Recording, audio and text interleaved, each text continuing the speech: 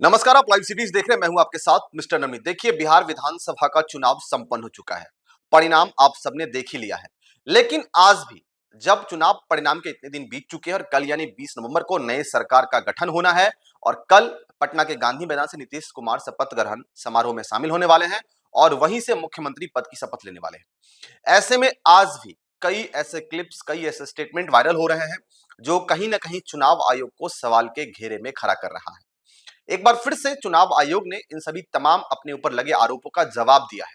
चुनाव आयोग पर आरोप लगे कि जब 6 तारीख को यानी कि जब पहले चरण का मतदान हुआ था, तो उस समय जो आंकड़े जारी किए गए थे वोटरों के, उन आंकड़ों में और जो बाद में जो आंकड़े जारी किए गए, उन आंकड़ों में काफी अंतर पाया गया। तो ऐसे में चुनाव आयोग पर सवाल खड़ा हुआ कि पहले जो आंकड़े आए, एसआईआर के बाद जो आंकड़े आए, वो आंकड़े और उसके बाद जो भी आंकड़े चुनाव आयोग ने बाद में पब्लिश किए, इन दोनों आंकड़ों में अंतर कैसे हुआ? यानी कि कुल वोटरों की संख्या पर चुनाव आयोग को एक बार फिर से सोशल मीडिया पर घेरा जा रहा है। ऐसे में चुनाव आयोग भी लगातार इन सभी सवालों का पलटवार कर रहा है, सभी सवालों का जवाब दे रहा है और एक बार फिर से चुनाव आयोग ने इन तमाम सवालों का जवाब दिया है कि ये जो वोटर के नंबर्स में जो डिफरेंस आया, ये डिफरेंस कैसे आया। तो चुनाव आयोग ने प्रेस रिलीज करके इन सभी बातों का इंफॉर्मेशन दिया है, उस इंफॉर्मेशन को हम आप तक पहुंचाने की कोशिश कर रहे हैं। तो चुनाव आयोग ने कहा है कि 6 अक्टूबर को प्रेस नोट में बिहार में कुल निर्वाचकों की संख्या 7.42 करोड़ बताई गई थी। यानी कि 6 अक्टूबर को जो प्रेस रिलीज किया गया था चुनाव आयोग की तरफ से, उसमें कुल निर्वाचकों की संख्या 7.42 करोड़ बताई गई थी।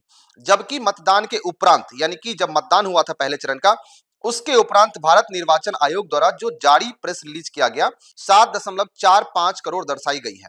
ऐसे में यह स्पष्ट करना आवश्यक है कि अतिरिक्त 3 लाख निर्वाचक कैसे बढ़े।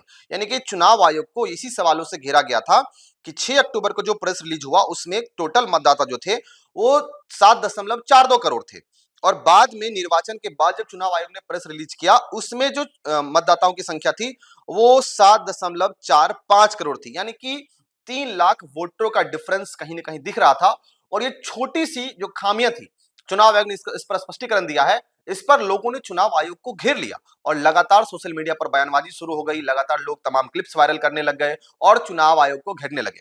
ऐसे में चुनाव आयोग ने कहा है कि 6 अक्टूबर को जो बताई गई थी 7.42 करोड़ निर्वाचकों की संख्या, वह 30 सितंबर को निर्वाचन सूची के अंतिम प्रकाशन के उपरांत उपलब्ध आंकड़ों पर आधारित थी। उसके बाद जब विशेष गहन परीक्षण यानी कि एसआईआर के बाद 30 सितंबर को जारी हुई अंतिम निर्वाचक सूची में कुल 7.42 करोड़ निर्वाचक थे यानी कि मतदाता थे। निर्वाचन नियमों के अनुसार चुनाव आयोग की घोषणा के बाद प्रत्येक चरण में नामांकन दाखिल करने की अंतिम तिथि से 10 दिन पूर्व तक कोई भी पात्र नागरिक निर्वाचन सूची में अपना नाम जुड़वाने हेतु आवेदन कर सकता था।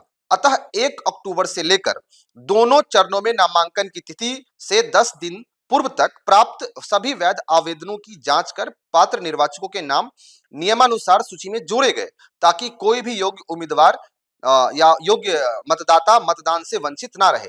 इसी कारण 30 सितंबर को प्रकाशित अंतिम निर्वाचन सूची के बाद जो 1 अक्टूबर से लेकर नामांकन की अंतिम तिथि के 10 दिन पूर्व तक जो आवेदन आई, उसके बाद जो निर्वाचकों की संख्या बढ़ी वो करीब 3 लाख बढ़ी।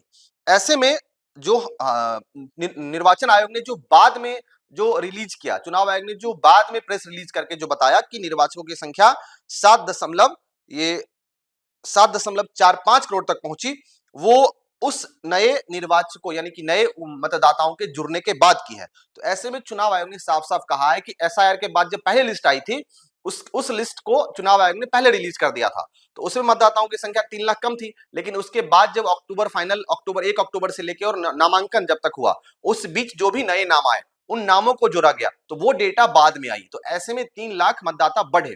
तो चुनाव आयोग ने साफ-साफ कह दिया है कि ये कहीं ना कहीं चुनाव आयोग पर कोई आरोप नहीं साबित हो रहा है। चुनाव आयोग में थोड़ी सी जो डेटा को लेकर जो थोड़ा सा मिसमैचिंग था कि जो डेटा पहले आया फिर जो डेटा बाद में आया, उसको लेकर ये डिफरेंस देखने को मिला।